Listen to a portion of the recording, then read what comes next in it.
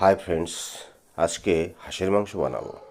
হাঁসটাকে পরিষ্কার করে কেটে ধুয়ে নিয়ে এটাকে আমি একটু আধা ঘন্টার জন্য মেরিনেট করব। তার জন্য দেখুন, রসুন, আদা, কাঁচা লঙ্কা সব একসঙ্গে আমি পেস্ট বানিয়ে নিয়ে তার মধ্যে ঢেলে দিয়ে স্বাদ অনুসারে নুন, হলুদ গুঁড়ো দিয়ে আর 1 চামচ জিরে পাউডার, 1.5 চামচ ধনিয়া পাউডার আর সঙ্গে একটু কাঁচা তেল দিয়ে 2-3 চামচ সেটাকে আমি ভালো করে মিলিয়ে নিয়ে মেরিনেট করে রাখবো আধা ঘন্টার জন্য। বন্ধুরা, আপনারা এইভাবে একবার হাঁসের মাংস বানিয়ে খাবেন, ভীষণই টেস্ট হয়, দুর্দান্ত স্বাদের এই রেসিপিটা আজকে বানাবো। আমি মাংসটাকে এইভাবে ভালো করে মেরিনেট করে আধা ঘন্টার জন্য রেখে দিয়ে দেখুন আধা ঘন্টা পরে এলাম। এবার কড়াইটা গরম করে তেল দিয়ে তাতে 4টে তেজপাতা, 4টে শুকনো লঙ্কা আর উপরে 1/2 চামচ মতন সাদা জিরে সম্বরা দিয়ে আমি 4টে পেঁয়াজ কেটে নিয়েছিলাম। সেই পেঁয়াজগুলোকে আমি একটু ফ্রাই করে নেব তেলের উপরে।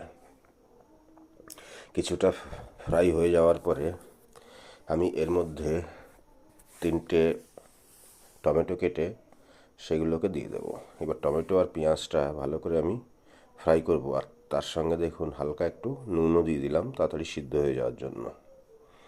এইভাবে নাড়িয়ে চাড়িয়ে আমি টমেটো আর পেঁয়াজটা ভেজে নিয়ে আমি এর মধ্যে যে ম্যারিনেট করা মাংসটা সেটা দিয়ে দেব।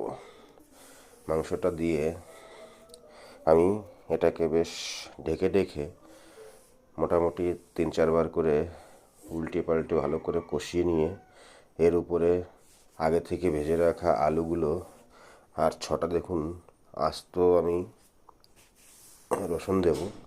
রসুনটা আপনারা দিতেও পারেন আর নাও দিতে পারেন, অপশনাল। এইভাবে রসুনটা মাংসের মধ্যে দিলে ভীষণ টেস্টি হয়, আপনারা দিয়ে খেয়ে দেখবেন একবার। আর এদিকে দেখুন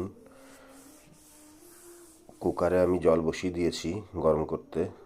আমি মাংসটাকে 4-5 সিটি লাগাবো, তার কারণ যেহেতু হাঁসের মাংস একটু গলতে টাইম লাগে, তাই আমি কুকারে সিটি দিয়ে এটাকে গালাবো।